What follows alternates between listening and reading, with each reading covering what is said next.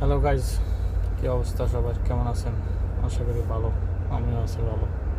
তো আজকে আপনাদের সাথে যে টপিকটা শেয়ার করব সেটা হচ্ছে অ্যালোপেশিয়া। আপনাদের কারো মাঝে যদি অ্যালোপেশিয়া হয়ে যায় তাহলে অ্যালোপেশিয়া থেকে বাঁচার উপায় কী, মুক্তির উপায়টা কী?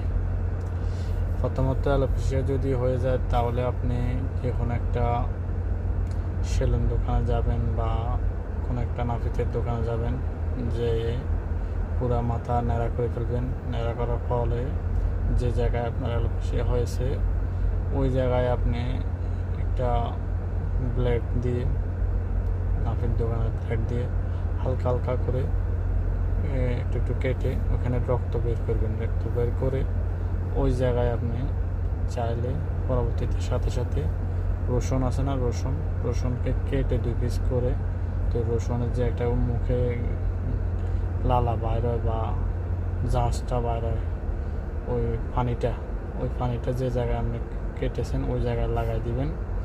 তাহলে লাগা দিনের পরে 1 সপ্তাহ 10 দিনের ভিতরে আশা করি এটার উপকার পাবেন। তো এটার উপকার আমি পেয়েছি, এই জন্য আপনাদেরকে বলতেছি। আর যদি উপকার পেয়ে থাকেন, ভালো লাগে, তাহলে আমার চ্যানেলটা সাবস্ক্রাইব করবেন। ঠিক আছে? নতুন নতুন অন্য ভিডিও পেতে ফলো দিয়ে রাখবেন, সাবস্ক্রাইব করে বেল আইকনটা বাজায় রাখবেন।